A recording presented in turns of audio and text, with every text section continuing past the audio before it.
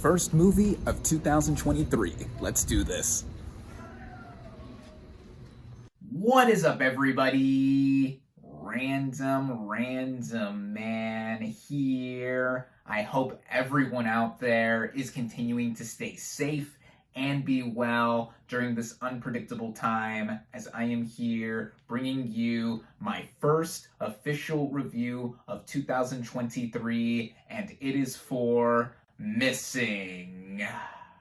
Now, the plot of this screen life thriller basically follows June Allen, played by Storm Reed, a teenager who tries to find her missing mother, played by Nia Long, after she disappears on vacation in Colombia with her new boyfriend, played by Ken Leung.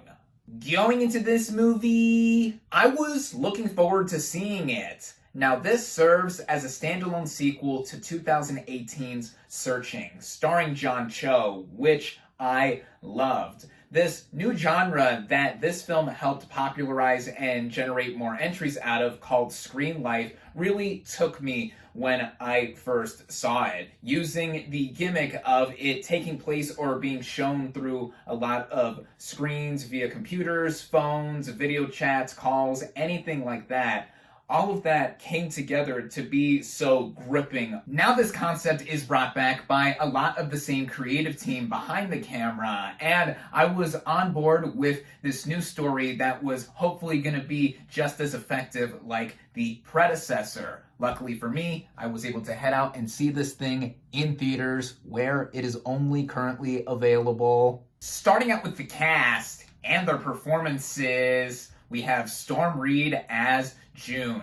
Now, I've seen her in quite a few roles prior to this one. I did not see the film adaptation of A Wrinkle in Time, also in 2018, like Searching, but I have seen her in some supporting roles here and there, most notably as Rue's younger sister in HBO's Euphoria. Now, here in this lead role, I think that Reed remarkably leads this film. Her character has a lot to do, what with her being resourceful in having technology readily available at her fingertips across social media and also being a member of Gen Z. And then there's also the emotional factor of herself trying to figure out where her missing mom is, and it is at the forefront of many shots of this film, with her via FaceTime or on a webcam or just interacting with other characters in person or virtually. A lot of this does rest on the actress, and I think that if she wasn't already on people's radar prior to, then I think this is the film that will get people talking about Reed, as she is a true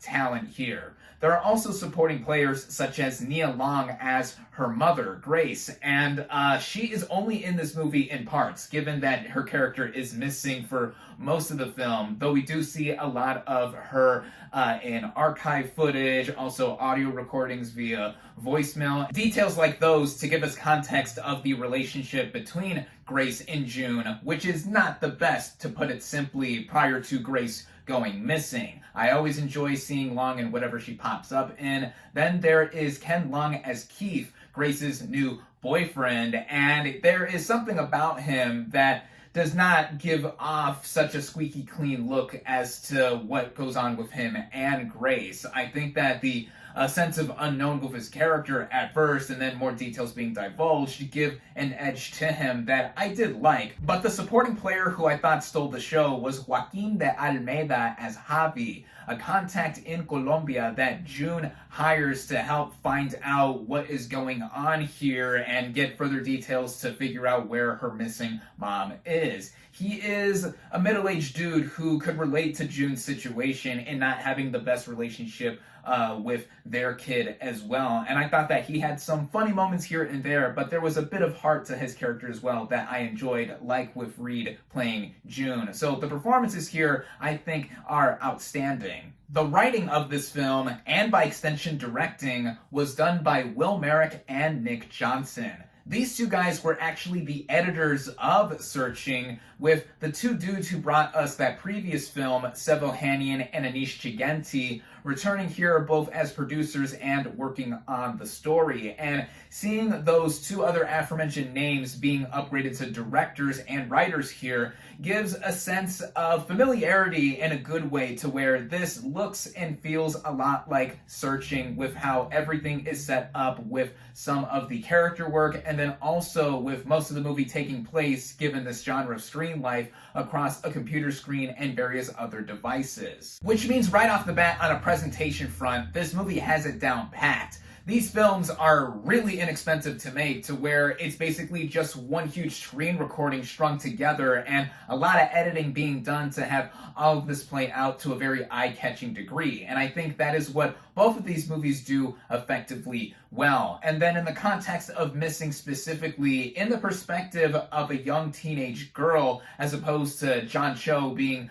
a bit of an older dad who's trying to figure out all this technology and find his missing daughter there, I think that some of the same attributes do apply here, where there is a huge sense of what is happening, what am I trying to do, which leads to a lot of tangents that keeps us guessing and going along with the characters too, making it so suspenseful. And I thought that is what had me across the running time of this film. Running at just under 2 hours in length, it really had me from beginning to end. The music backs that up too. Again, the film visually, just with how a lot of familiar apps and websites are used in creative ways, while also getting through how June is trying to figure all this out, it had me with the movie. I will say though, without giving spoilers, by the time it does reach its final act, I found it to be less plausible than what happened at the end of Searching. My one issue with that film was that there is a certain revelation, not necessarily a twist, but a revelation to where if John Cho's character in that film had missed that altogether, then the movie would be over in a different way. A similar thing happens here in Missing, though there is a twist that I did not see coming getting into the third act of the film, but then the actions that happened afterward and what transpired I found to be a bit more ridiculous than what happened in Searching, yet it still played out in a way to where I wanted to see it all come together, how it was going to conclude. And a huge appeal with these kinds of thrillers is that we are limited in the space in which we are viewing. If more of these kinds of thrillers are made, I would love to see them play around with more technology that we are seeing evolve every day beyond surveillance camera footage or live streams, as all of that could be integrated and played up even more with how screen life films are being presented to us. I would say as a film, I prefer Searching over Missing, but it does not diminish the merits that Missing has as a film overall, as I really enjoyed it. If you were a fan of Searching, odds are you're going to be a fan of Missing as well. One movie down in 2023 already in terms of official releases from this year thus far, and I cannot wait to see what is coming in the weeks and months ahead. But for now, I definitely recommend Missing. My final verdict for Missing is 4 out of 5 stars.